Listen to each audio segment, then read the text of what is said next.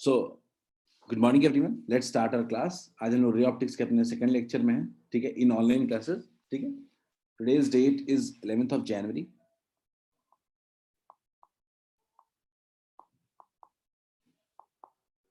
ठीक है, मैंने लास्ट क्लास में बोला था वर्कशीट जो हमने पेंडिंग किए थे, डिस्कशन नहीं किए थे, उसका डिस्कशन कर रहे हैं।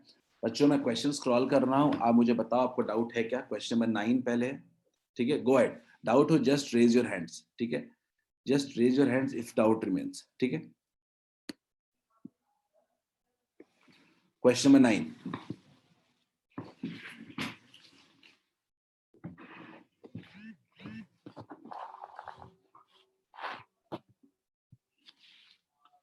ठीक है,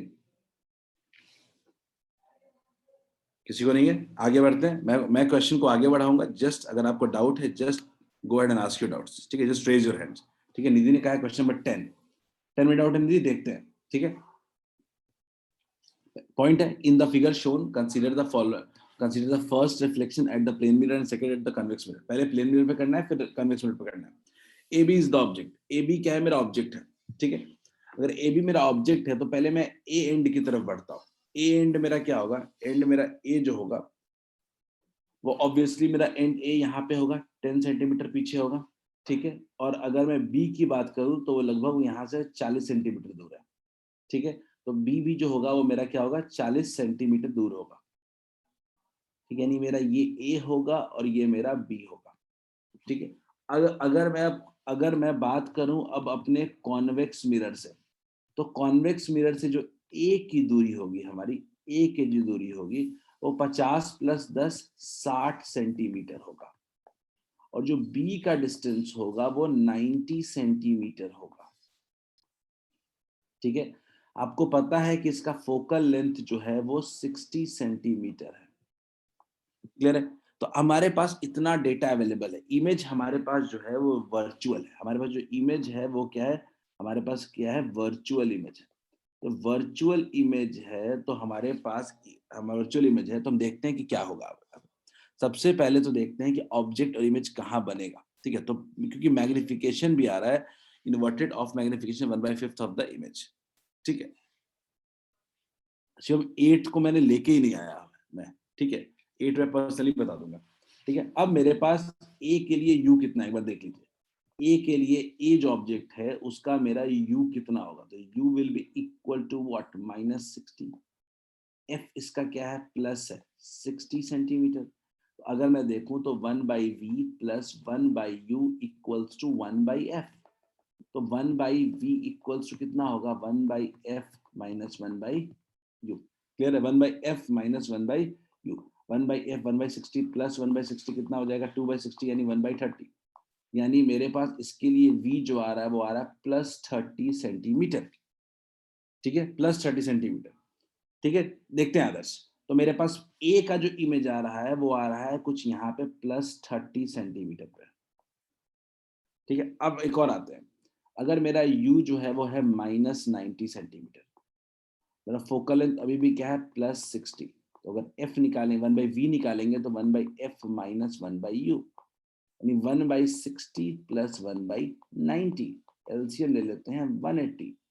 ठीक है, 60 3 जा 90 2 जा 5/180, ये कितना आ रहा है? 1/36।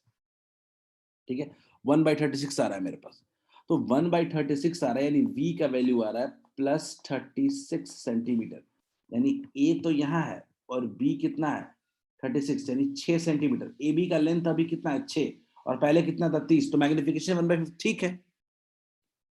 बोलिए आदर्श, क्या मैग्निफिकेशन मेरा अभी का लेंथ 6 सेंटीमीटर है और पहले 30 सेंटीमीटर था, तो क्या मैग्निफिकेशन 1/5 नहीं होगा? सवाल सिर्फ इतना उठता है कि मेरा जो इमेज है, मेरा जो इमेज है वो कैसा होगा। तो हम जानते हैं बच्चों कि अगर ऑब्जेक्ट मेरा रियल होता तो इमेज मेरा वर्चुअल होता, लेकिन इस केस में मेरा ऑब्जेक्ट ही वर्चुअल है तो इमेज कैसा होना चाहिए? क्या हमारा इमेज रियल नहीं होगा? अगर मेरा ऑब्जेक्ट ही अगर वर्चुअल है तो क्या मेरा इमेज रियल नहीं होगा? ठीक है, तो हमारे लिए पहला तो मैग्निफिकेशन 1/5 वाला जो फैक्टर है वो दोनों ए और बी बिल्कुल ठीक है, ठीक है, वो ठीक है। अब आते हैं ए और बी में तो मेरा क्लियर हो गया। अब सवाल उठता है मेरा कि सी और डी में क्या होगा। तो second image moves towards convex mirror, second image moves away from the second image, first mirror, second image towards क्या है, ऑब्वियसली पहले कॉन्वेक्स मिरर के दूर था, अभी कॉन्वेक्स मिरर के पास जा रहा है, तो क्या होगा, टुवर्ड्स कॉन्वेक्स मिरर होगा। बोलिए क्लियर है क्या सबको? क्या क्वेश्चन नंबर 10 क्लियर है?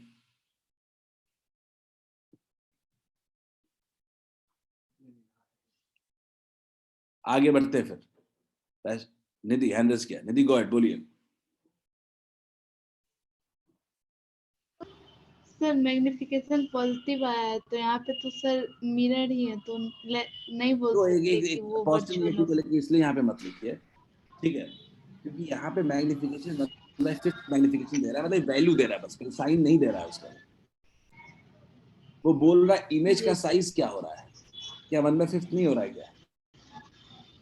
मतलब सर रियल इन्वर्टेड उससे नहीं बोल सकते, नहीं नहीं, वर्चुअल। मैग्निफिकेशन का मुझे साइंस स्किल से मतलब ही नहीं, मैं तो कह रहा हूँ कि मैं ऑब्जेक्ट परपेंडिकुलर थोड़े रखा हुआ, लैटरल रखा हुआ है, तो ये प्लस माइनस का तो यस। कोई लेना देना ही नहीं होना चाहिए। मैग्निफिकेशन शब्द ही यहाँ ठीक नहीं है, ठीक है। यहाँ पे आप बोलो इमेज और ऑब्जेक्ट के बीच का रिलेशनशिप क्या है साइज का, 1/5 है क्या? यस सर समझ गए। इतना ही, ठीक है। चलिए क्वेश्चन नंबर 10 हो गया, आगे बढ़ते हैं। क्वेश्चन नंबर 11, 12, क्वेश्चन नंबर 12 किसी ने पूछा था अभी? 12 किसने पूछा था? 12 एनीवन? निधि ने पूछा 11। A particle is moving towards fixed spherical mirror. The image must move away from the mirror. Will move towards the mirror. But it moves towards the mirror if mirror is convex. If mirror is convex, or mirror is convex, 11th का D भी होना चाहिए, आप कह रहे हो 11th का D भी होना चाहिए। Will move towards mirror, mirror के तरफ वो करेगा only if mirror is convex, ठीक है। देख लेते हैं, अभी हमारे पिछले क्वेश्चन में ही तो आया था हमारे कि ऑब्जेक्ट दूर था, ऑब्जेक्ट दूर था तो इमेज पास था, ऑब्जेक्ट भी दूर था, बिल्कुल सही है, डी भी होना चाहिए, सही बात है। आपका क्या नाम है कि आपका नहीं, ये पहला तो ठीक है कि इमेज में मूव टुवर्ड्स मिरर, तो है ही बिल्कुल, सी सी सी ठीक ही है। Will move towards mirror only if mirror is convex, बिल्कुल ठीक है, सी और डी दोनों ठीक है इसमें, 11 का दोनों एक दूसरे को पूरा कर रहा है, सी और डी, ठीक है। निधि डाउट है क्या, हैंड रेज किया गया? आनंद बोलो। सर इसमें लिखा है only if mirror is convex, और कॉन्केव के केस में भी तो हो सकता है। कॉनकेव केस में क्या होता है, कॉनकेव में तो उल्टा होता है ना, कि जब ऑब्जेक्ट टुवर्ड्स जाएगा तो इमेज अबे जाएगा ना। सर जब वर्चुअल केस एक और होता है आखिरी वाला उसमें। तुम कहना चाहते हो जब एफ और ओ पी के बीच में होता है ना? उस कंडीशन को अगर हम चेक कर लें, हाँ, नहीं नहीं नहीं नहीं नहीं, उस कंडीशन को जब हम चेक करते हैं तो वहां उल्टा हो जाता है ना, वहां पे ये कंडीशन फेल हो जाता है और इसी की वजह से डी स्टेटमेंट गलत है, समझे? निधि, ये स्टेटमेंट वहीं पे फेल होता है, ठीक है। सी स्टेटमेंट तो बिल्कुल ठीक है, सी स्टेटमेंट तो कोई दिक्कत नहीं है कि मैं टुवर्ड्स मिरर, ठीक है, लेकिन इसमें कॉनकेव मिरर में भी एक केस होता है जब ये पॉसिबिलिटी होती है, जब वो वर्चुअल इमेज बनाता है, ठीक है, वहां वाले को हम भूल नहीं सकते। लास्ट केस बिल्कुल सही है। क्वेश्चन नंबर 12, 12 किसको डाउट है? 12 एनीवन? आगे बढ़े। 13,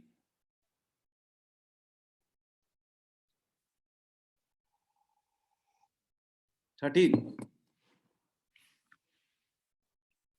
13 में रविशंकर को डाउट है, 13 में आप लोगों को डाउट नहीं है, बाकी सबका तो बन गया। A point object is at 15 centimeter from a concave mirror of radius इतना, oscillate along principal axis with amplitude 2 millimeter. The amplitude of its image will be, मैं अगर ऐसे रहता ना तो मैं लिखता concave mirror है, ठीक है, एक ऑब्जेक्ट रखा हुआ है, U रखा हुआ है, 15 सेंटीमीटर का ऑब्जेक्ट रखा हुआ है, ठीक है, और इसको ना हम ऑक्सीलेट करा रहे हैं, इसका U दिया हुआ है तो V भी निकाल सकते हैं। U दिया हुआ है मेरे पास कितना, -15 सेंटीमीटर, U दिया हुआ है मेरे पास, मेरे पास f दिया हुआ है कॉनकेव मिरर का -10 सेंटीमीटर, तो मैं 1/v इक्वल टू लगा सकता हूँ 1/f माइनस 1/u, तो -1/10 माइनस माइनस प्लस 1/15 कितना हो गया 30 हो जाएगा, -3 + 2 यानी कितना हो जाएगा 1/v इक्वल्स टू -1/30, तो v इक्वल्स टू आ जाएगा -30 सेंटीमीटर। तो u निकल गया, v निकल गया, v इक्वल्स टू कितना हो गया -30 सेंटीमीटर। इतना तो निकाल लेना चाहिए। अब सवाल उठता है कि कितने लोग यहाँ शिफ्ट करके बनाएंगे और कितने लोग न्यूटन्स फॉर्मूला लगा के बनाएंगे। मेरा मानना है यार न्यूटन्स फॉर्मूला लगाना चाहिए था आपको। बोल रहा है कि एम्पलीट्यूड अगर 2 मिलीमीटर है अगर, ठीक है, तो पूरा जो चेंज होने का रेंज कितना होगा 4 मिलीमीटर होगा। यानी मैं अगर बोलूं कि ऑब्जेक्ट के शिफ्ट का लिमिट कितना होगा 4 मिलीमीटर होगा, तो मैं तो फॉर्मूला लगा दूंगा ना dv/du, dv/du equals to -v²/u²। Clear है? अब सिंपल सी बात है कि dv मुझे नहीं पता कि इमेज का शिफ्टिंग कितना हो रहा है, लेकिन मुझे ऑब्जेक्ट का शिफ्टिंग पता है 4 मिलीमीटर है। v²/u², 30 का स्क्वायर कितना होगा 900, और u² कितना होगा 225, ये कुल मिला के कितना हो गया 4। ठीक है, dv/du आ गया, amplitude of the image will be, तो क्या मेरा dv जो आ रहा है dv इक्वल्स कितना आ रहा है -16 मिलीमीटर आ रहा है क्या? नहीं 16, हाँ ठीक है, मेरा dv आ गया, तो एम्पलीट्यूड कितना हो जाएगा 8 मिलीमीटर हो जाएगा क्या? बोलिए क्लियर है क्या?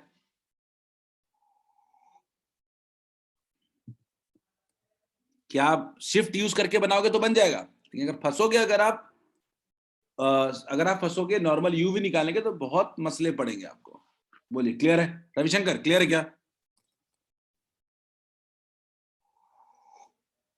ऑक्सीलेशन का मतलब शिफ्टिंग ही तो है, ऑक्सीलेशन का मतलब शिफ्टिंग ही तो है। आगे बढ़ते हैं, क्वेश्चन नंबर 14।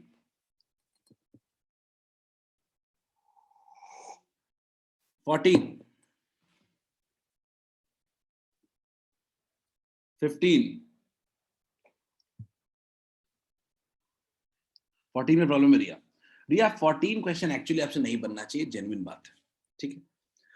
14 क्वेश्चन के लिए ना क्या किया गया कि हम लोगों ने एक ना फॉर्मूला बनाया जो एक्चुअली में, जब आप मिरर फॉर्मूला जो आप पढ़ रहे हो, लेंस फॉर्मूला पढ़ रहे हो, वो सब कुछ ना आप कोऑर्डिनेट एक्सिस पोल पे लेके पढ़ते हो, पोल को लेते हो कि एक्स वाई एक्सिस है।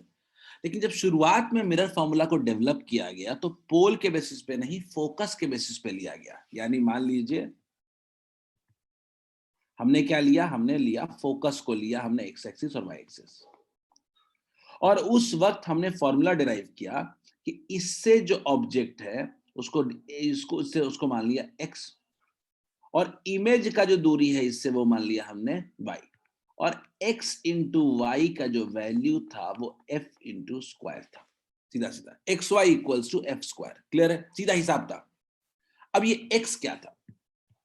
x था distance of object, distance of object from focus, object from focus, और y था डिस्टेंस ऑफ इमेज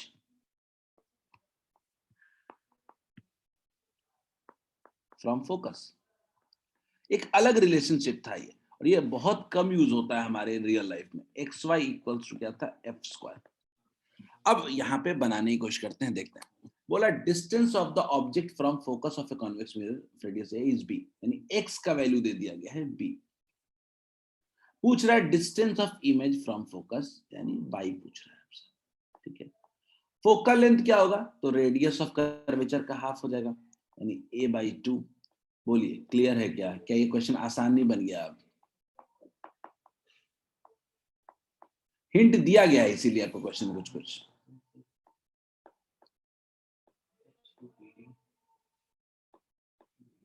बोलिए दिया। समझ आया क्या बताया? हाँ हिंट से ही बनेगा क्योंकि फॉर्मूला बहुत पुराना है, बट दिमाग में रख सकते हो इसको, कोई दिक्कत नहीं। X Y equals to F square हम लोग भी अपने टाइम पे शायद थोड़ा बहुत ही नजर दौड़ाए थे। हाँ कर दो, करने को तो नहीं कर ही सकते, नॉर्मल मिरर फॉर्मूला कभी गया, लेकिन इससे आसान मेथड में तो नहीं बनेगा, ये तो तय बात है ना, थोड़ा तो मेहनत पड़ेगा ही पड़ेगा। 15 नंबर सवाल, 15, 16, 16,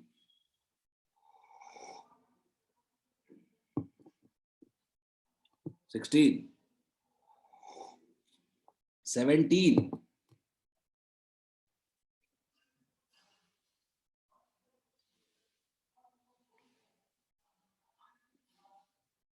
18,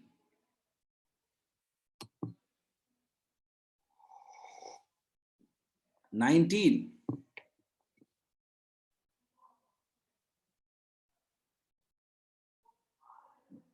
19 पूछा रविशंकर ने। I is the image of a point O spherical mirror, which of the following statement is correct? O and A same side of principal axis, they do not have, they have to be in opposite sides of mirror.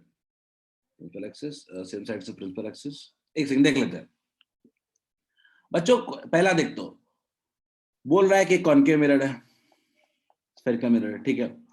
अब कह रहा है कि अगर O और I अगर same side of principal axis है, यानी इमेज कैसा है, वर्चुअल है। Same side of principal axis का मतलब इमेज क्या है, वर्चुअल। सीधा सीधा दिमाग लगाओ, सेम साइड का मतलब वर्चुअल, ऑपोजिट साइड का मतलब रियल। तो अगर इमेज वर्चुअल है देन दोनों मिरर के ऑपोजिट साइड होना चाहिए, बिल्कुल ठीक बात है। अगर इमेज रियल है तो उनको सेम साइड में होना चाहिए, ये भी सही है। ए और बी तो बिल्कुल ठीक है, बोलो कोई दिक्कत है क्या? रविशंकर एंड रिया आपने पूछा तो ए और बी बिल्कुल ठीक है। Same side of principal axis का मतलब समझ लो, कल same side of principal axis का मतलब है कि वर्चुअल इमेज है, दोनों ऑब्जेक्ट भी ऐसे है और इमेज भी ऐसे है, वर्चुअल। अगर ऑब्जेक्ट ऐसे है और इमेज नीचे है तो मतलब रियल। क्लियर है, आगे बढ़ते। If O और I on the opposite sides, अगर ऑब्जेक्ट और इमेज दोनों ऑपोजिट साइड्स में रियल एंड इन्वर्टेड है, then they can be on opposite side of mirror as well as नहीं। अगर इमेज अगर रियल है तो मिरर के ऑपोजिट साइड कैसे जा सकता है ऑब्जेक्ट, इमेज ऑपोजिट साइड जा ही नहीं सकता है। अगला, अगर प्रिंसिपल एक्सिस पे O है देन इमेज को भी प्रिंसिपल एक्सिस पे लाई करना चाहिए, बिल्कुल ठीक बात है। और ऑब्जेक्ट प्रिंसिपल एक्सिस पे जाएगा तो इमेज भी प्रिंसिपल एक्सिस पे जाएगा। कल तो बनाया था हमने, कल जो इमेज बना रहे थे वहां पे तो यही काम हुआ था, मिरर भले नहीं था, स्फेरिकल सरफेस था खाली वो। इन ऑब्जेक्ट अगर प्रिंसिपल एक्सिस पे होगा तो इमेज भी प्रिंसिपल एक्सिस पे ही होगा। बोलिए क्लियर है क्या? Is it clear?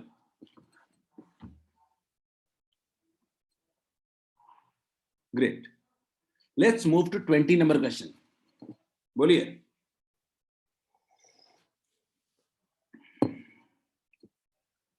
Question number 20,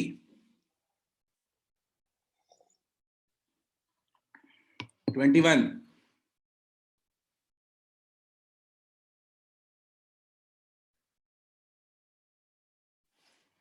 हो गया, खत्म करें इसको, सही है सर? नो, आगे बढ़े हम।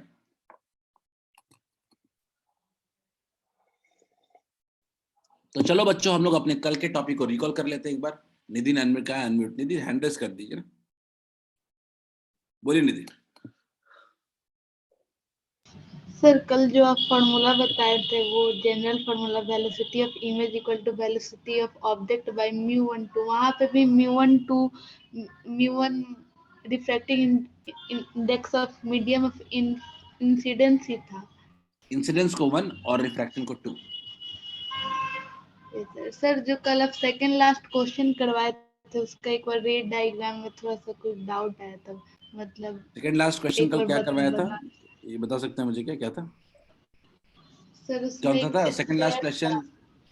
ये फॉर ये स्पेयर स्फेरिकल सरफेस वाला। क्या मैं एक काम करता हूँ, स्फेरिकल सरफेस को मैं पहले कर देता हूँ, पहले रिकॉल करा देता हूँ, फिर आपको जो डाउट है मैं स्लाइड ही लेके आता हूँ, खोलता हूँ पुराना लास्ट टाइम, ठीक है? चलो बच्चों एक बार रिकॉल कर लेते हैं पहले कॉन्सेप्ट को। मैंने कल क्लास में क्या बताया था कि मान लीजिए मेरे पास एक मीडियम है μ1, ठीक है, μ1, दूसरे तरफ मीडियम है मेरा μ2, ठीक है, μ1 है μ2 है। ऑब्जेक्ट को हम लोग μ1 में रखे हुए और इमेज, और हमारा इमेज बनाया था। मैंने आपको दिखाया था कि इस केस में आपका अगर कभी भी आपको इमेज बनाना होगा, ठीक है, तो फॉर्मूला क्या था याद करिए, mu2 by v minus mu1 by u equals to mu2 minus mu1 by r। सारे u v r के रेस्पेक्टिव मीनिंग्स है, ठीक है। आपको मैंने बताया था रेस्पेक्टिव मीनिंग्स का मतलब क्या होता है। रेस्पेक्टिव मीनिंग्स का मतलब होता है u मतलब ऑब्जेक्ट डिस्टेंस, v मतलब इमेज डिस्टेंस और r मतलब रेडियस ऑफ कर्वेचर, ठीक है। ये आपका हमने फॉर्मूला बताया था किसी भी स्फेरिकल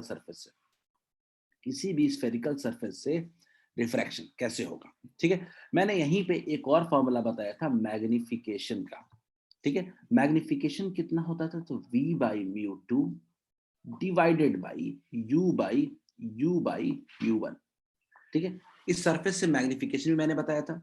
अब मैंने इसके बाद एक चीज और बताई थी आप लोगों को कि ये जो स्फेरिकल सरफेस का फॉर्मूला है ये प्लेन सरफेस पे भी उतना ही वैलिड है। मैंने बताया था प्लेन सरफेस में खाली फर्क क्या होता है, ये r का वैल्यू क्या हो जाता है फॉर प्लेन सरफेस r का वैल्यू इंफिनिटी हो जाएगा।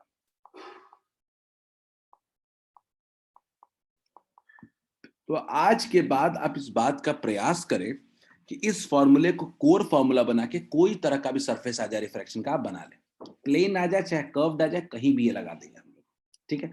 अब निधि जो सवाल पूछ रही थी वो पूछ रही थी कि सर कल लास्ट डे का एक क्वेश्चन था, उसको एक बार देख लेते हैं।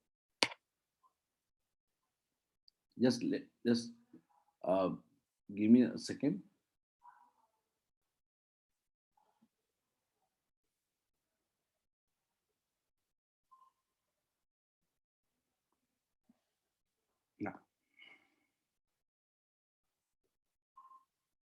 पूछिए निधि, इसमें डाउट था निधि?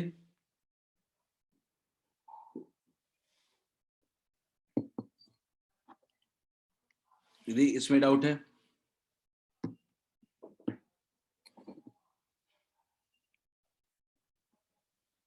अनम्यूट कर रहा हूं निधि, आप पूछिए निधि क्या डाउट था? सर इसके रे डायग्राम में डाउट था। रे डायग्राम में डाउट है, पूछिए क्या दिक्कत आई। शुरू करते हैं रे डायग्राम के लिए। रे डायग्राम शुरू करते हैं। देखिए आपका ऑब्जेक्ट कहाँ रखा हुआ है, ऑब्जेक्ट रखा हुआ है यहाँ पे, ठीक है। मान लीजिए इसका इमेज आप बना रही हैं, आप रे डायग्राम को ऐसे लीजिएगा, ठीक है। लाइट आएगा, सेंटर ऑफ कर्वेचर ड्रॉ कीजिएगा, नॉर्मल ड्रॉ कीजिएगा। अब नॉर्मल ड्रॉ कीजिएगा तो लाइट क्या हो रहा है, डेंसर से रेड जा रहा है तो अवे फ्रॉम द नॉर्मल जाएगा, ठीक है। Light yes sir. क्या होगा, कुछ ऐसे पास करेगा, ठीक है। लाइट कुछ ऐसे पास करेगा, ठीक।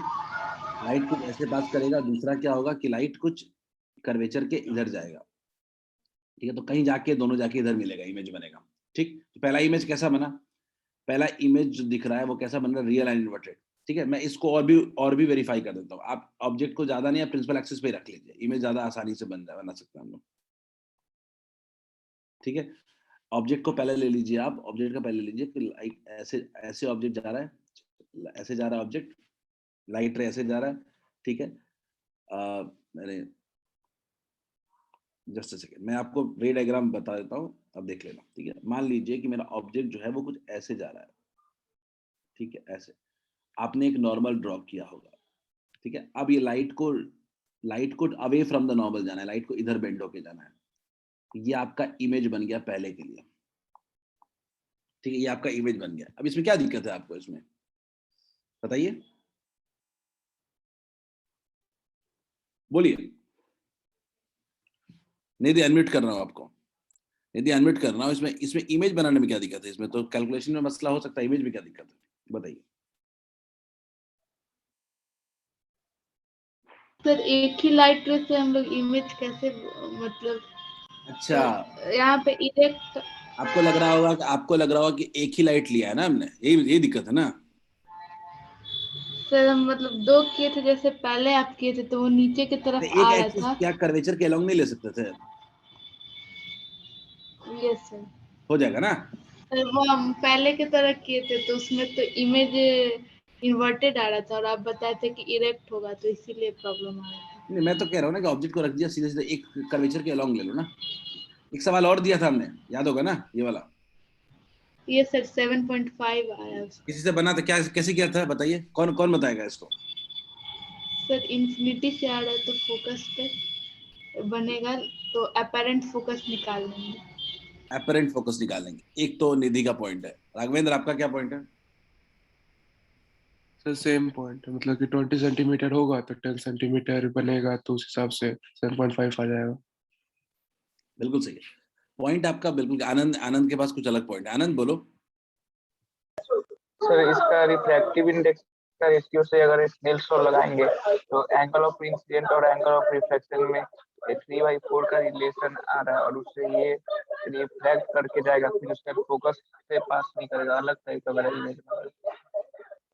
आपने आपने कैसे किया आनंद? मैं कुछ नया तरीका है।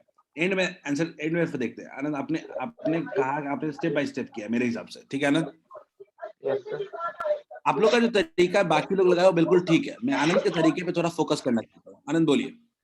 आपने क्या किया कि आपने बोला कि लाइट रे आ रहा है, आपने कहा कि साइडे पे साइडर लगा दिया, ठीक है? Yes sir. पर ये नहीं लगता कि लाइट बिना बेंड किए पास कर जाएगा, सरफेस के परपेंडिकुलर आ रहा है? Yes sir. लाइट जो है वो क्या हो जा रहा है, बिना बेंड किए पास हो जा रहा है। आनंद, तो इसमें तो आपका जो लॉजिक है, क्या यहाँ पे कुछ गड़बड़ हुआ है क्या? Yes sir. है ना, तुमने बेंड कर दिया लाइट को, सही? अगर हम गलत नहीं हो तो। Yes sir. बिल्कुल ठीक। समझ में आ गया कि हमने गलती जो किया है। हमें देखना है कि एक्स के फोकस पे ही लाइट रे आके मीट करेगा पहले तो, ठीक है ना? ठीक है, लाइट रे पैरेलली आएगा। बात क्या है कि इसका फोकस कहाँ होगा? तो हम लोग एपरेंट फोकस इक्वल्स टू कह सकते हैं, apparent focus equals to actual focal length by μ2 1। कितना हो जा रहा है देखते हैं। 10 है फोकल लेंथ मेरा, सॉरी 20 है भाई, कितना हो जा रहा है?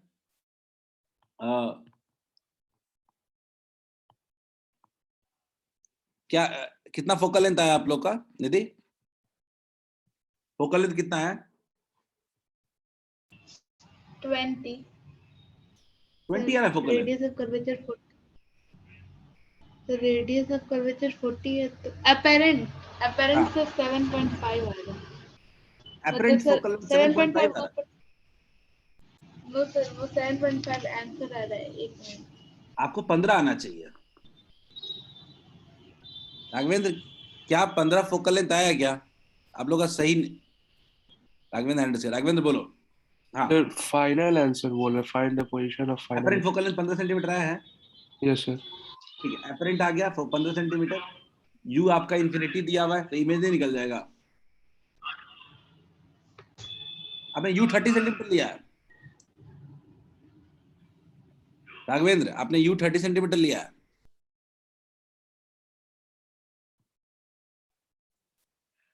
राघवेंद्र, देखो मैं, आप फंसे कहां को? आपने बहुत अच्छा तरीका लगाया, एपरेंट फोकल लेंथ जिसने निकाला, very good, first part done. पर मेरा पॉइंट है कि यू क्या लिया? क्या आपने यू, राघवेंद्र, क्या 30 सेंटीमीटर लिया है क्या? हाँ। बट यू है क्या? तो लाइट रे पैरेलल आ रहा है, इंफिनिटी से आ रहा है ना। यदि अनम्यूट कर रहा हूं, you want to say something? Sir हम इसको ऐसे किए, मतलब इमेज अगर ये नॉर्मल, अगर वाटर नहीं रहता तो 20 सेंटीमीटर फ्रॉम मिरर बनता बिल्कुल ठीक। रेडियस कर्वेचर पे, तो यानी ऊपर से 10 सेंटीमीटर, तो यानी अगर ऑब्जेक्ट एक्चुअल में है 10 सेंटीमीटर, तो उसके बाद उसका अपैरेंट हाइट निकाल लिए, एच ए को 10 पुट करके एच अपैरेंट निकाले जो कि 7.5 है। अगर मैं गलत नहीं हूं तो आपने इसको ऐसे निकाला है निधि, आपने ऐसे निकाला कि आपने माना कि इमेज मेरा, मान लीजिए कि यहाँ बन रहा है।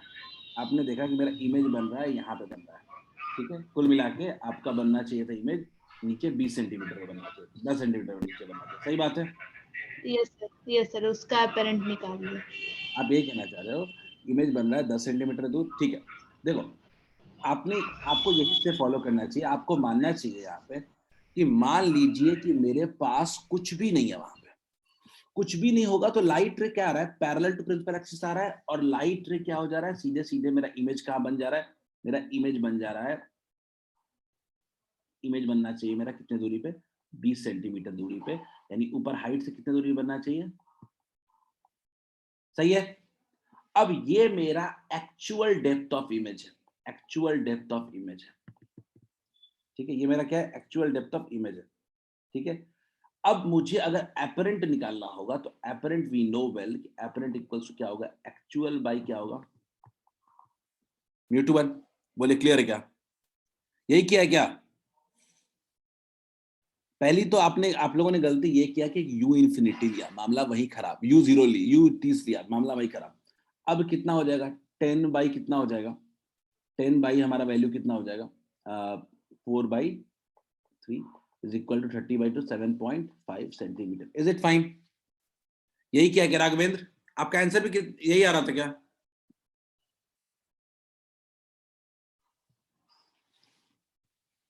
सर मेथड यही यूज किए थे, मतलब 20 सेंटीमीटर और 10 सेंटीमीटर वाला यू ठीक है। वगैरह में। नहीं ठीक है, मेरा जो पॉइंट आपको था ना कि आपकी देखो आंसर तक हम पहुंच गए हैं, मैं कह रहा हूँ उस लॉजिक पे आते हैं कि यू आपने क्या लिया, यू लेने की, यू आपका इंफिनिटी ही है अभी, है ना, यू आपका इंफिनिटी है, नॉट आपका 30 सेंटीमीटर नहीं है, ठीक है। चलो यू टॉपिक पे आते लेने हैं, मतलब जरूरत ही नहीं पड़ा था, मतलब वो जरूरत 10 ही नहीं पड़ा। सेंटीमीटर से ही होता। हाँ ठीक है, हाँ क्योंकि याद दिमाग में याद है कि फोकल लेंथ इतना जरूरत है, ठीक है चलेगा। चलो बच्चों कहानी आगे बढ़ाते हैं। तो हम लोग लास्ट डे टॉपिक पे थे रिफ्रैक्शन थ्रू स्फेरिकल सरफेसेस, ठीक है, और स्फेरिकल सरफेसेस पे जब हम बात कर रहे थे, ठीक है, तो हमने ये फॉर्मूला पढ़ा था प्लेन सरफेस पे। अब हम लोग आज बात करने वाले हैं कि ये लेंस बनता कैसे है। अच्छा एक बात बताओ कि लेंस बनाने का मतलब क्या है, लेंस कितने सरफेस का कॉम्बिनेशन है, दो। कोई दो सरफेस कर्व्ड सरफेस मिल जाते हैं तो उसको कहते हैं हम लोग लेंस। तो हम लोग आज लेंस बनाएंगे। हम लोगों ने क्या किया कि दो सरफेस ले लिया, पहले वाले का रेडियस हमने ले लिया कुछ r1 और दूसरे वाले का रेडियस हमने ले लिया कुछ r2। दो कर्व्ड सरफेस ले लिया और दोनों को हमने मिला दिया, ठीक बात। हमने दोनों क्या कर दिया, मिला दिया, और मिला करके हम क्या बना दिए, एक लेंस बना दिया, ठीक है। अब लेंस जब हम बना दिए तो अब हम लोग लेंस मेकर्स फॉर्मूला का डेरिवेशन करेंगे, ठीक है। अब कैसे करेंगे समझने की कोशिश करते हैं। तो मैंने क्या किया कि एक ऑब्जेक्ट ले लिया, ठीक है, एक ऑब्जेक्ट ले लिया और ऑब्जेक्ट से मैंने क्या किया कि एक लाइट रे को इंसिडेंट किया इस पहले सरफेस पे, एक लाइट रे को क्या किया, इंसिडेंट किया पहले सरफेस। बच्चों तरीका देख लो, फिगर में बनवा दूंगा। ऑब्जेक्ट को क्या किया, पहले सरफेस, ये एग्जाम के लिए बोर्ड्स पॉइंट ऑफ व्यू के लिए बहुत इंपॉर्टेंट डेरिवेशन है ये, ठीक है। तो हमने ऑब्जेक्ट को क्या किया, पहले सरफेस पे इंसिडेंट किया। सबका दिमाग चलना चाहिए कि इस पे नॉर्मल ड्रॉ होगा, तो मैंने मान लिया कि पहले वाले का सेंटर ऑफ कर्वेचर है C1 इधर, ठीक है। तो हम लोग क्या ड्रॉ करेंगे, हम लोग इसे नॉर्मल ड्रॉ कर दिए, नॉर्मल ड्रॉ कर देते हैं। लोगों ने क्या किया, नॉर्मल ड्रॉ कर दिया, ठीक है, नॉर्मल ड्रॉ। अब ये नॉर्मल ड्रॉ कर दिया, सबके दिमाग में चल रहा है कि ये तो चलो भाई क्या है, एंगल ऑफ इंसिडेंस है कितना है, I। अब बाहर का मान लेते हैं रिफ्रैक्टिव इंडेक्स है μ1, अंदर का रिफ्रैक्टिव इंडेक्स है μ2 और फिर बाहर का रिफ्रैक्टिव इंडेक्स है μ1, ठीक। तो मान लीजिए कि लाइट गया तो अब रेयरर से डेंसर मीडियम में जा रहा है, तो ग्लास में जा रहा है तो डेंसर मीडियम में जा रहा है, तो अब ये किधर बेंड होना चाहिए, टुवर्ड्स नॉर्मल या अवे फ्रॉम नॉर्मल? बच्चों बताओ लाइट किधर बेंड करें, टुवर्ड्स नॉर्मल की अवे फ्रॉम नॉर्मल? बोलो। बिल्कुल सही, light would bend towards normal, थोड़ा नॉर्मल के तरफ लाइट को हमने बेंड कर दिया, लाइट को क्या किया, थोड़ा सा हमने नॉर्मल के तरफ बेंड कर दिया। अब लाइट नॉर्मल के तरफ बेंड हुआ है तो पहले ये देखो कि पहला सरफेस का इमेज कहां बनेगा। तो अब गौर से देखो, आप पहला सरफेस का जो इमेज है वो कुछ बेंड हुआ है, तो अब दूसरा लाइट अगर सीधे इंसिडेंट कर देंगे तो आपको समझ में आना चाहिए कि ये लाइट कभी भी कहां जाके मिलेगा,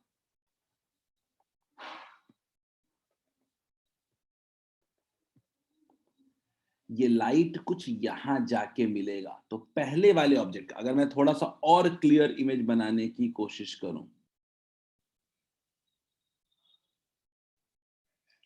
मैं थोड़ा और इमेज क्लियर बनाने की कोशिश करूं अगर, तो मैं कह सकता हूं कि मेरा इमेज जो इसका बनेगा वो कहां बनेगा,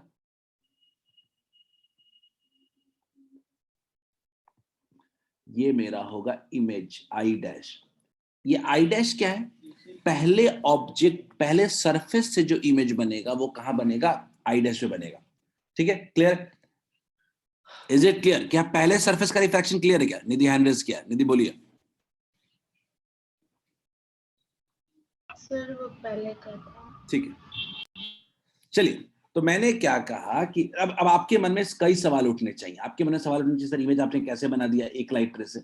मैं आपको बताता हूं। मैंने बच्चों पहला रे ले लिया, लेकिन आपको सबको पता है कि इमेज बनाने के लिए हमको 2 रे चाहिए होता है, तो मैं एक और लाइट रे लूंगा।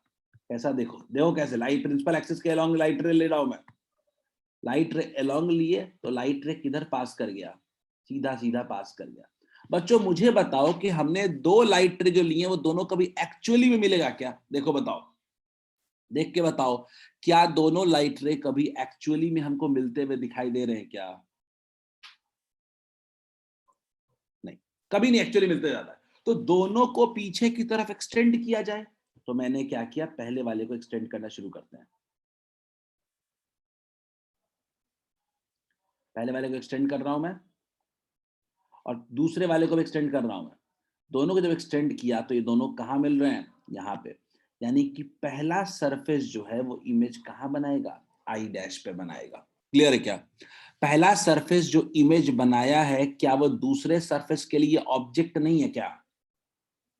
बोलो, क्या जो पहला सरफेस ने जो इमेज बनाया है आई डैश क्या है? Image formed from first surface कह सकते हैं क्या? Image formed from surface 1। जो इमेज आपने बनाया है वो ऑब्जेक्ट है अगले सरफेस के लिए। अब लाइट रे आपका जा रहा है, लाइट रे तो रुका नहीं है, लाइट रे जा रहा है। तो अब बात आया कि वो दूसरे सरफेस पे आ रहा है, तो हमने बोला कि दूसरे सरफेस का सेंटर ऑफ कर्वेचर हमने ड्रॉ कर, मान लिया C2। तो अब यहां से नॉर्मल ड्रॉ कर देते हैं। अब हम ये जानते हैं कि लाइट रे अब डेंसर से रेयर जा रहा है। जब लाइट रे डेंसर से रेयर जाएगा तो it must bend away from the normal. बोलिए, क्लियर है क्या? लाइट रे जब डेंसर से रेयर जा रहा है तो ये हमेशा नॉर्मल के अवे बेंड करना चाहिए। तो फाइनली इमेज कहां बन गया? बोलिए, क्लियर है क्या? गौर से देखिए, फाइनल इमेज बन गया क्या? बोलो बच्चों, क्या हमारा ये फाइनल इमेज बन गया क्या? 2 बार रिफ्रैक्शन। आप लोगों ने आज तक लेंस कभी भी पढ़ा तो एक बार खाली सीधे लाइट पास करा देते हो, लेकिन आपको समझना पड़ेगा lens is a combination of 2 surface. Lens में एक्चुअली एक बार रिफ्रैक्शन नहीं होता है, 2 बार रिफ्रैक्शन होता है। और लाइट 2 बार बेंड करता है। पहली बार बेंड हुआ, फिर दूसरी बार फिर बेंड हुआ। दोनों के कॉम्बिनेशन को हम लोग टोटल एज्यूम करते हैं हम लोग। तो लाइट 2 बार रिफ्रैक्शन हुआ और लाइट में 2 बार बेंडिंग हुई। क्या ये पॉइंट सबको क्लियर है? और मैं उम्मीद करता हूं कि सब लोग इसको खुद ड्रॉ करेंगे। आप साफ साफ सब लोग ड्रॉ करो पहले, फिर बात करेंगे। आप दिक्कत सारी ड्राइंग की है। अगर आप स्टेप बाय स्टेप ड्राइंग नहीं सीख पाए तो एग्जाम में वैसे भी जाके नहीं बनेगा, डेरिवेशन होगा। पहले लाइट को इंसिडेंट करो ऑब्जेक्ट मान करके, ठीक है? फिर वहां पे उसका उस सरफेस पे उसके सेंटर ऑफ कर्वेचर से एक नॉर्मल ड्रॉ करो। फिर लाइट को टुवर्ड्स नॉर्मल बेंड करो।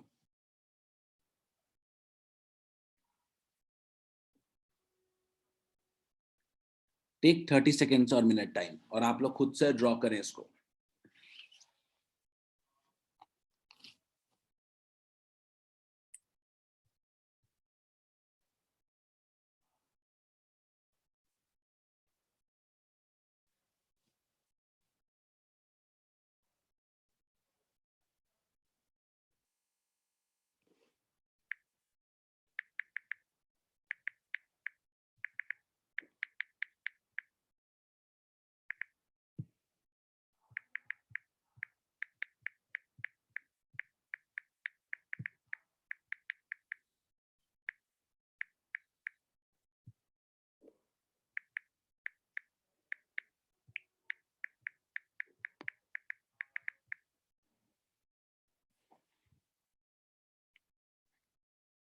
आदर्श ने पूछा है कि सर इसमें I इक्वल्स टू ई होगा। बिल्कुल नहीं आदर्श, कैसे होगा I इक्वल्स टू ई? क्या ग्लास स्लैब है क्या?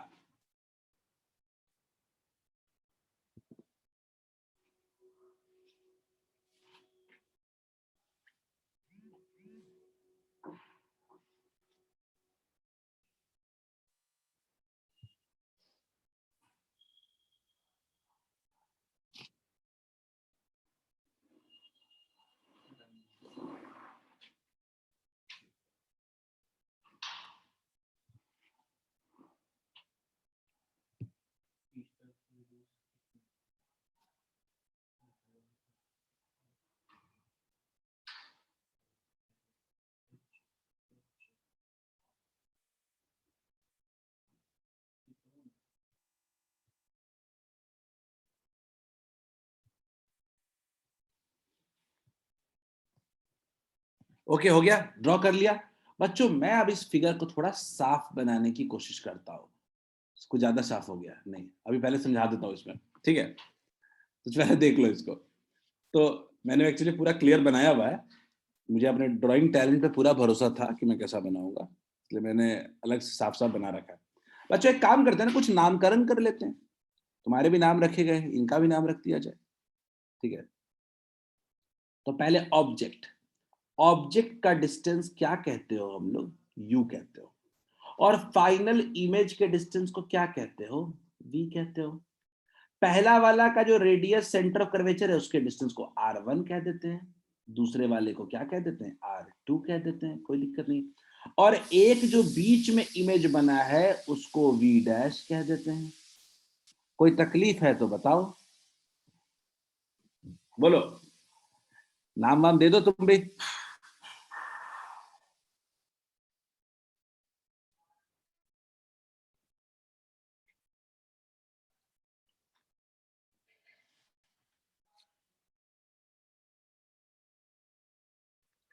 हो गया, नामकरण कर लिया?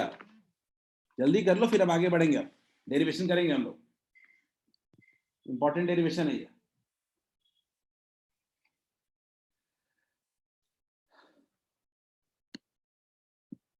हाँ डिस्टेंस आकाश दोनों लेंस के बीच से लेते हैं हम लोग। कारण उसके पीछे है कि हम लोग बीच को मीडियन मान लेते हैं दोनों का, ठीक है? एक सरफेस से मतलब दोनों सरफेस से लो, बेटर होगा। ज्यादा फर्क नहीं है, लेंस में दोनों डिस्टेंस के बीच इतना फर्क नहीं, क्योंकि हम लेंस को मान लेते हैं कि बहुत थिन लेंस है ये, ठीक है?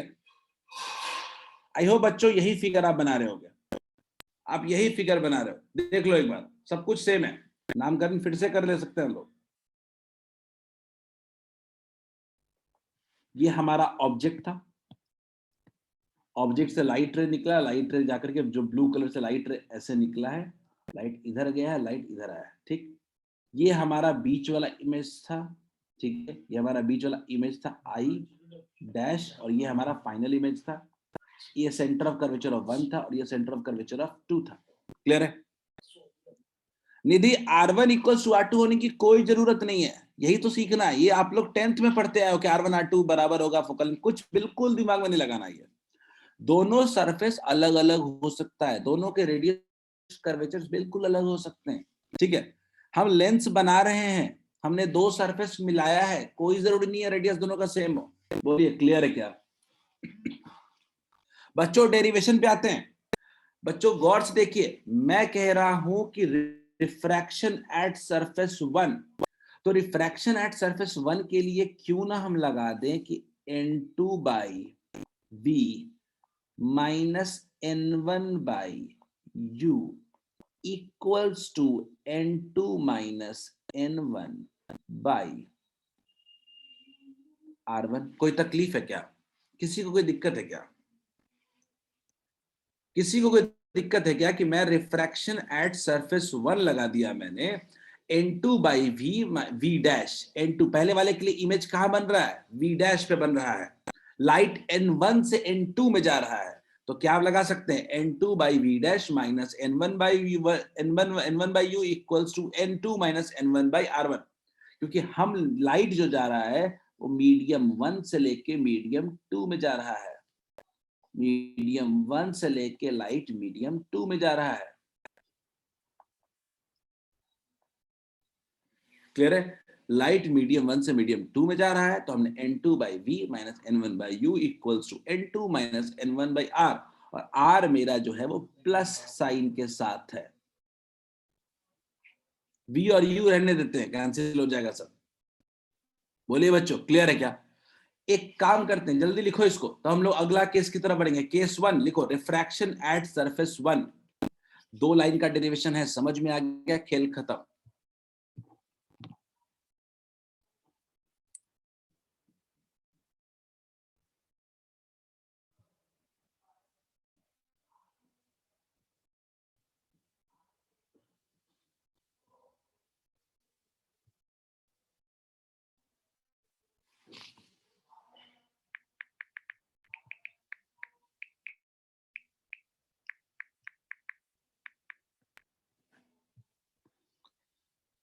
Student just raise your hand, कितने लोग वैक्सीनेट हो चुके हैं अभी तक? How many of you are vaccinated? Good good good, very good, excellent. Majority. Still those who are not vaccinated. जितने लोग गरखा सेंट जोसेफ के पास रहते हैं वो जाके सेंट जोसेफ में जाके वैक्सीनेट हो सकते हैं, ठीक है? सेंट जोसेफ स्कूल में, बाकी दिस वीक में हमारे सेंटर पे भी आप आके वैक्सीनेट हो सकते हैं। Will be vaccination camp, will have vaccination camp, ठीक है? खैर आगे बढ़ते हैं। Will organise a vaccination camp, तो आप वहां भी आके वैक्सीनेट हो सकते हो।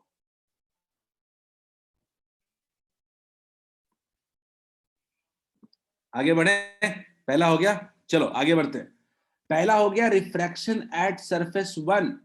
अब दिक्कत क्या है कि जब आप दूसरे सरफेस की बात करते हो तो आपका जो u है, ऑब्जेक्ट है, वो एक्चुअली क्या है? v डैश है। आपका जो इमेज है, फाइनल v है, वो क्या है? b है।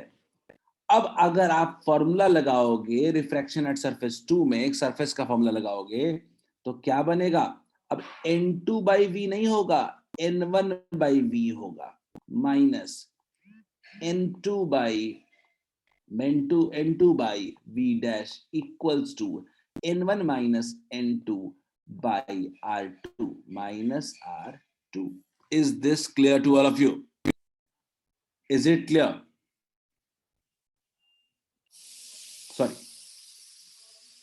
खाली R2 बिना साइन स्कीम के साथ हम लिख रहे हैं, बिना साइन स्कीम के साथ R2 लिख रहे हैं, रेडियस लिख रहे हैं। क्या सबको ये क्लियर है? मैंने बहुत सिंपल से कहा कि आप R1 R2 लिखो, साइन स्कीम उसके अंदर हम रहेगा। मैंने आपको कहा कि आप सरफेस 2 का रिफ्रैक्शन देखो। सरफेस 2 के लिए लाइट जो हो रहा है वो मीडियम 2 से मीडियम 1 में जा रहा है, मीडियम 2 से मीडियम 1 में जा रहा है, मीडियम 2 से जा रहा है मीडियम 1 में, ठीक है? हमारे पास दो इक्वेशन आ गए। पहला इक्वेशन हमारे पास था n2 by v dash minus n1 by u equals to n2 minus n1 by r। Clear है? अब हमारे पास आ चुका है दूसरा इक्वेशन। ये इक्वेशन 1 था और ये इक्वेशन हमारा 2 हो गया। चलो आगे बढ़ते हैं। दो इक्वेशन लिख लिया, गौर से देखो, दूसरे सरफेस पे देखो। दूसरे सरफेस पे जो मेरा ऑब्जेक्ट है वो क्या है? b डैश है। जो मेरा इमेज है वो v है, ठीक है? मेरा फाइनल मीडियम n1 है और इनिशियल मीडियम n2 है। तो हमने उसी तरीके से पूरा का पूरा फॉर्मूला डिराइव कर लिया। अब मैं तो सीधा सीधा लिखूंगा कि एडिंग इक्वेशन 1 एंड 2, हम तो सीधा सीधा एडिंग इक्वेशन 1 एंड 2 लिखते हैं। Adding equation 1 and 2, adding equation 1 and 2। हम कोई साइन स्कीम नहीं लगा रहे हैं, हम साइन स्कीम बाद में पुट करेंगे। अब adding equation 1 and 2, we get equation 1 2 को ऐड करने पे हमको क्या मिलता है? देखिए गौर से, दोनों को ऐड करते हैं, हमको क्या मिलता है? हमको मिलता है n1 by v minus n2 by v dash plus n2 by v dash minus n1 by u equals to n1 minus n2 by r2 plus n2 minus n1 by r.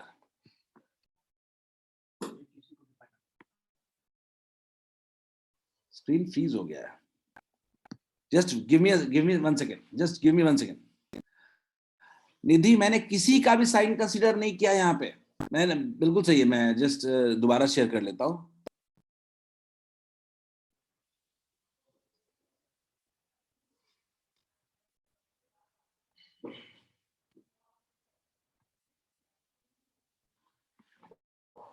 Just wait for a second. Just sharing my screen.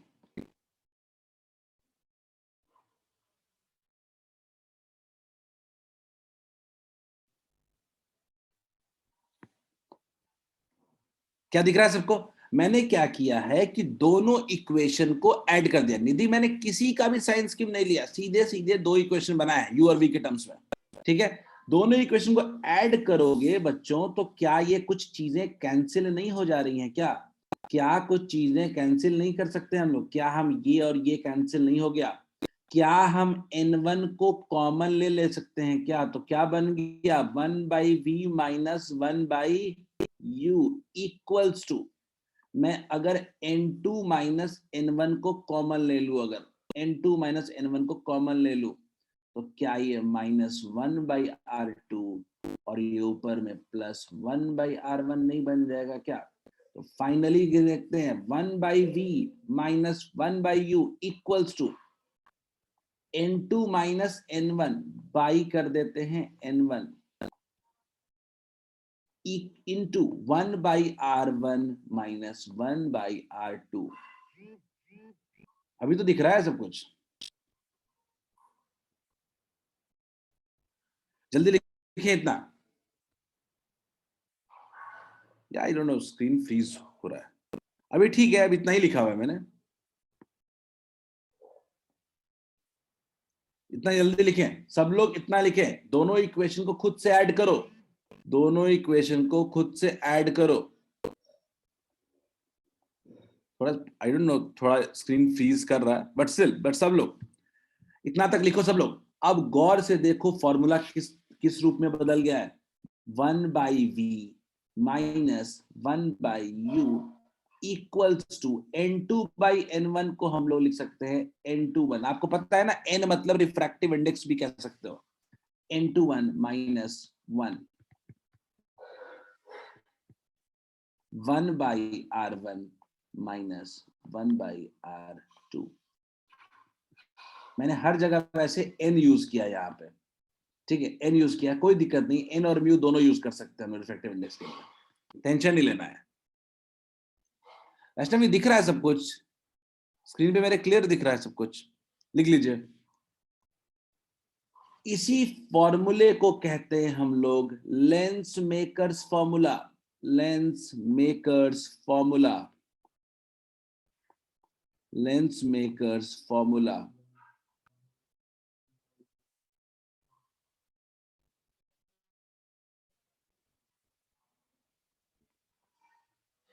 इसको हम लोग कहते हैं lens makers formula. चलो जल्दी लिखो.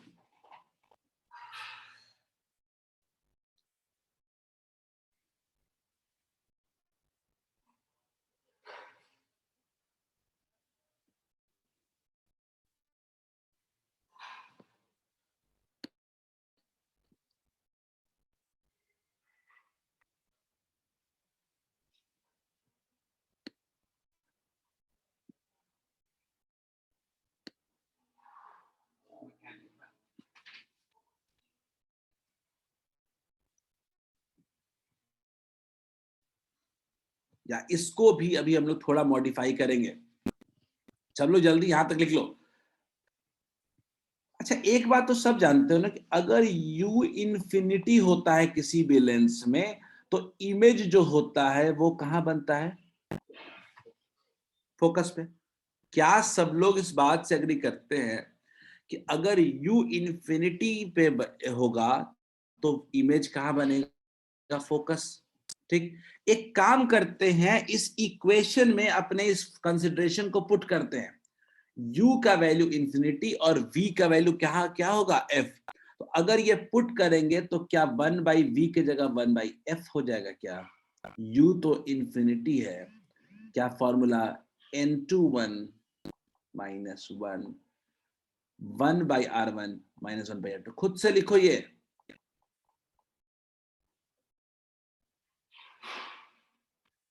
that is the final formula।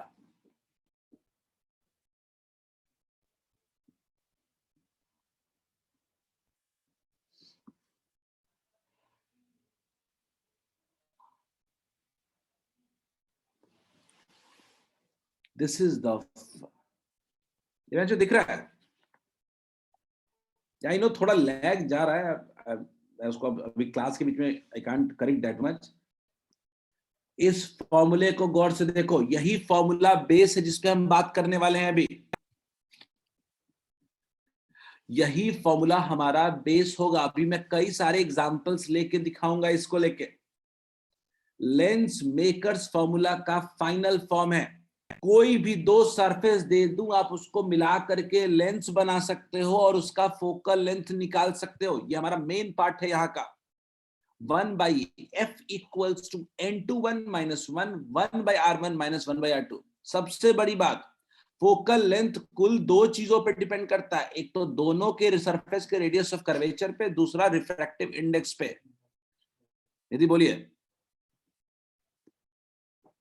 Sir u infinity तो हमेशा नहीं ना होगा।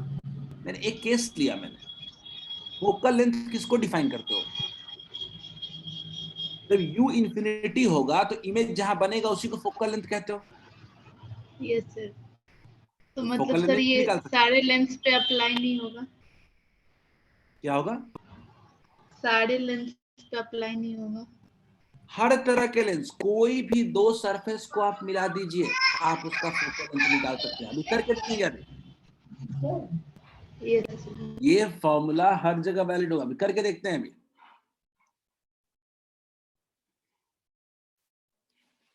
एग्जाम्पल लेंगे हम लोग इसके कुछ।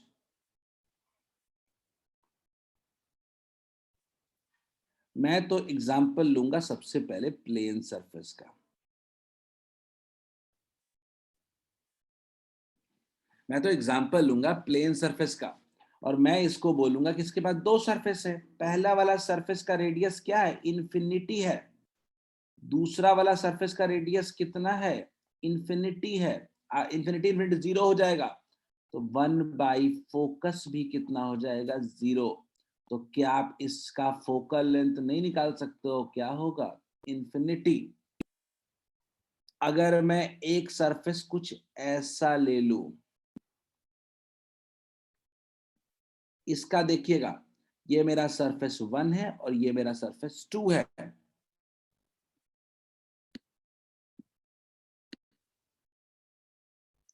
ये मेरा सरफेस 1 है, सरफेस 2 है। अगर मैं ऐसा बोलूं कि मेरा R1 जो है वो क्या है? इन्फिनिटी है। मेरा जो R2 का वैल्यू, एग्जांपल लिखो आप लोग भी, R2 का वैल्यू मेरा R जरूर है लेकिन नेगेटिव है। कारण नेगेटिव होने का, बिकॉज उसका रेडियस नेगेटिव साइड है। तो क्या अब इसका फॉर्मूला नहीं लिख सकते? 1/f equals to n21 minus 1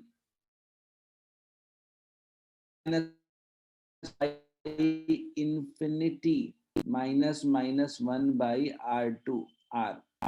तो कितना हो गया? 1/f equals to n21 minus 1 into 1/r। Clear? Example और ले सकते हैं हम लोग। मान लीजिए कि हमने एग्जाम्पल ले लिया कि हमारे पास एक सरफेस है, बाई कॉन्वेक्स लेंस है। बाई कॉन्वेक्स लेंस है, ठीक। हमारे पास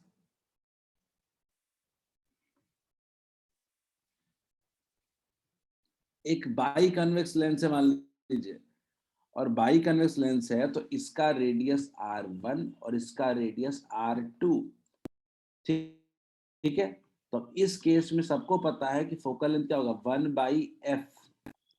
देखिए 1/f कितना होगा? n21 minus 1 1 1 by R1, R1 मेरा नेगेटिव, R1 मेरा पॉजिटिव है, माइनस 1 बाई R2, तो क्या हो जाएगा माइनस R2, माइनस माइनस क्या हो जाएगा प्लस, तो फॉर्मूला आया 1 by focal length equals to N2 1 minus 1, 1 by R1 plus 1 by R2। इसीलिए कहते हैं कि बाई फोकल लेंथ का फोकल लेंथ हमेशा ही पॉजिटिव रहता है। गौर से कॉन्वेक्स लेंस का हमेशा क्या होता है, पॉजिटिव होता है। एक और एग्जांपल ले लेते हैं, एक ले लेते हैं हम लोग बाई कॉनकेव लेंस। अब इसका रेडियस है R1 और इसका रेडियस है R2, फॉर्मूला लगाते हैं, देखिएगा कैसे आएगा, 1 बाई F इक्वल्स टू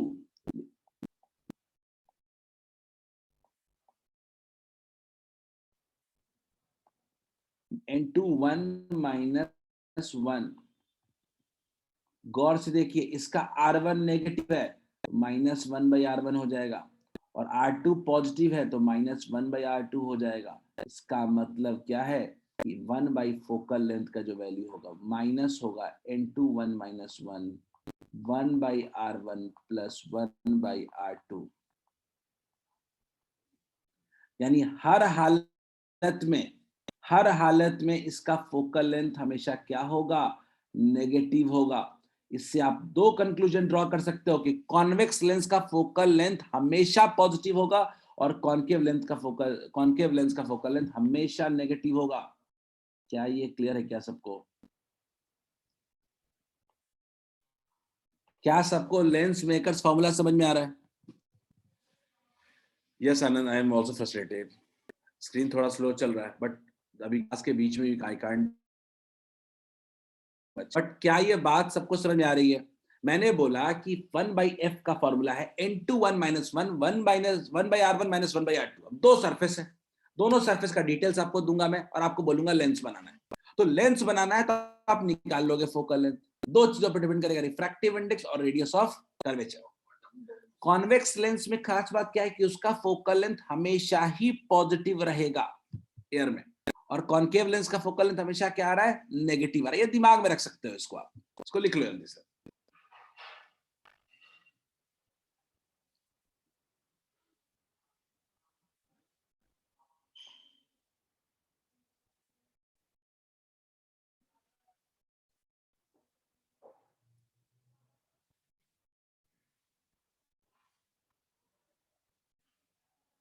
इसका बहुत सारा क्वेश्चन करेंगे हम लोग, लिख लो तो से यस।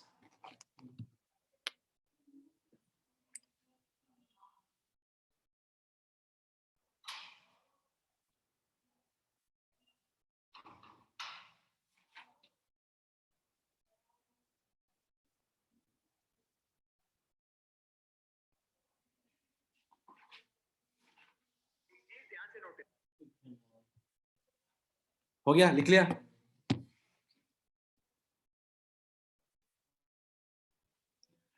बच्चों अब एक ऐसी चीज पढ़ने वाले हैं जो हम पहले से पढ़े हुए, इसके बाद हम लोग सीधे क्वेश्चंस पे जंप कर जाएंगे। ठीक है, क्या है वो देखते हैं। बच्चों आप लोगों ने लेंस फॉर्मूला पढ़ा था क्लास 10th में, सब लोगों को याद होगा कि लेंस फॉर्मूला सबने पढ़ा था। ठीक है, अब हम लोग थोड़ा लेंस फॉर्मूला की तरफ जाएंगे। ठीक है, मैं एक बार फिर से स्क्रीन शेयर कर रहा हूं।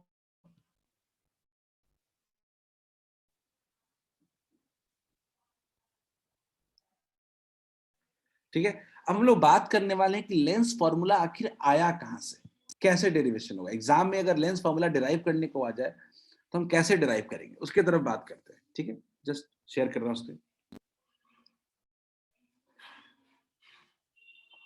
ओके बच्चों देखते हैं। तो हमने एक फॉर्मूला पढ़ा अभी कि हमने अभी पढ़ा कि 1 by V minus 1 by U equals to N2 1 minus 1 by R1 minus 1 by R2। ठीक, हमने पढ़ा कि 1 by F equals to N2 1 minus 1 1/r1 minus 1/r2। क्या बच्चों ये दो इक्वेशन को मिला दें अगर, तो क्या हम नहीं लिख सकते हैं कि from equation 1 and 2, from equation 1 and 2 we get 1/v minus 1/u is equal to 1/f। क्या ये डेरिवेशन आसान नहीं है? क्या देखा देखा डेरिवेशन नहीं लग रहा है क्या? 1/v minus 1/u equals to क्या होगा? 1/f। बोलिए।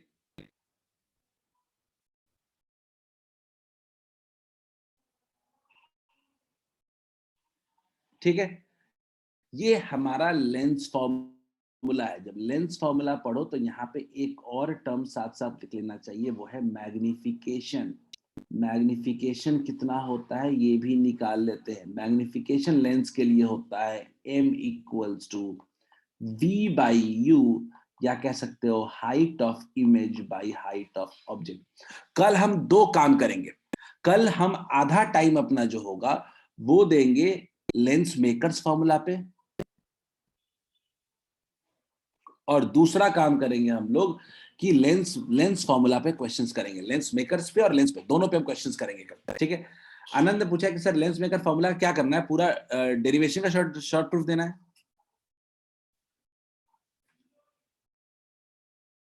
क्या डेरिवेशन का शॉर्ट प्रूफ दिखाना है? आनंद पुट इन चैट। ठीक है, तो आज हमने दो फॉर्मूले किए हैं, एक लेंस मेकर्स फॉर्मूला और दूसरा लेंस फॉर्मूला। दोनों पे कल क्वेश्चंस करेंगे हम लोग। दोनों इंपॉर्टेंट टॉपिक है हमारा। ठीक है, देख लेते हैं। ठीक है बच्चों, आज टॉपिक आगे नहीं बढ़ाएंगे, आज यहीं तक रहेगा। अब जल्दी से दोनों इक्वेशन लिख करके 1/v minus 1/u equals to हो जाएगा 1/f। ठीक है, मैं आता हूं। आनंद देख लो, मैंने लेंस मेकर्स फॉर्मूला के डेरिवेशन में बताया कि दो सरफेस है। पहला सरफेस के लिए इमेज क्या है और ऑब्जेक्ट क्या है? तो इमेज है v डैश और ऑब्जेक्ट है u। क्लियर है क्या? ठीक है, तो इसके लिए हमने क्या किया? सरफेस वाला फॉर्मूला लगाया, n2/v minus n1/u equals to n2 minus n1/r without any sign scheme. ठीक है, वैष्णवी हम कोई भी लेंस जब पढ़ेंगे तो हर लेंस हम थिन लेंस ही पढ़ेंगे। थिक लेंस में हमारा डेरिवेशन और असम्पशन फेल हो जाता है, बिकॉज हमारा डिस्टेंस सेम नहीं रहेगा। ठीक है क्या? आप थिक लेंस लोगे तो आप डिस्टेंस नहीं ले सकते हो, ये जो ले रहे हो आप। अभी आप क्या मान रहे हो? सेंटर लो चाहे सरफेस से लो, कोई फर्क डिस्टेंस का नहीं पड़ रहा है ना? केस 2 लेते हैं। केस 2 ध्यान देने की चीज है। केस 2 को अगर आप गौर से देखते हो तो केस 2 में आपको दिखता है कि आपका इमेज जो था फर्स्ट का वो दूसरे के लिए ऑब्जेक्ट है, तो v डैश आपका ऑब्जेक्ट है और आपका फाइनल इमेज क्या है? v है। तो क्या लगाते हो? n2/v लगाते थे आप, लेकिन अब तो मीडियम 1 से 2 जा रहा है, तो 2 से 1 जा रहा है, तो अब आपका पहला वाला ऑब्जेक्ट वाला मीडियम कौन सा हो गया? अब आपका ऑब्जेक्ट वाला मीडियम हो गया आपका कौन सा? n1, फिर n2, और इमेज वाला मीडियम हो गया n1। तो ऑपोजिट हो गया, तो n1 n2 भी रिवर्स हो गया। क्लियर है? और इमेज और ऑब्जेक्ट की जगह क्या हो गया? v डैश और v हो गया। क्लियर है? फॉर्मूला लगा दिया। अब दोनों इक्वेशन को हमने क्या कर दिया? जोड़ दिया बस, सीधा सीधा। बोलिए वैष्णवी। सर जो आप v जो पहला वाला जो इमेज जहाँ पे फॉर्म हुआ था वहाँ पे जो ऑब्जेक्ट डिस्टेंस लिए हैं, तो सर आप जैसा एक बार केस बताए थे कि अगर जिसके लिए वो ऑब्जेक्ट है वो उसके दूसरे के रिस्पेक्ट में इमेज बन जाएगा, ऐसा लॉजिक इसमें लगा ठीक सर? वैसा ठीक है वैष्णवी, ये सही मतलब वही बता रहा हूँ यहाँ पे यस सर। कि पहले वाले का जो हमारा इमेज है वो दूसरे वाले के लिए क्या है? ऑब्जेक्ट है। यही तो बताया वैष्णवी। ठीक है, पहले वाले का इमेज क्या है? v डैश है, i डैश। दूसरे वाले के लिए वो क्या है? ऑब्जेक्ट है।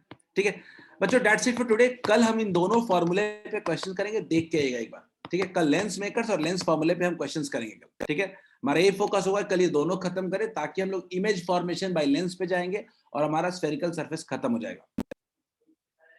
आनंद ने कहा कि एफ वाला डेरिवेशन। आनंद, एफ वाला डेरिवेशन में तो कुछ मैंने किया नहीं ऐसा। मैंने इतना ही कहा ना इसमें कि आपका मान लो फॉर्मूला आ गया 1/v - 1/u equals to n21 - 1 1/r1 - 1/r2। मुझे इतना बता दो कि फोकल लेंथ का डेफिनेशन क्या होता है आनंद? हाँ आनंद बोलो, मुझे बताओ फोकल लेंथ का डेफिनेशन क्या होता है?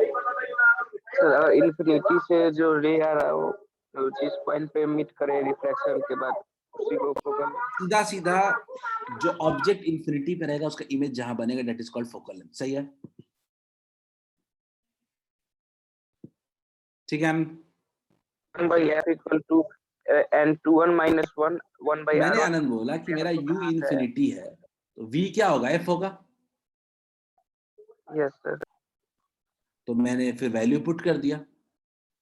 ठीक है sir, okay sir. Okay, so ending the class for today. आज के लिए कल मिलते हैं हम लोग, ठीक है।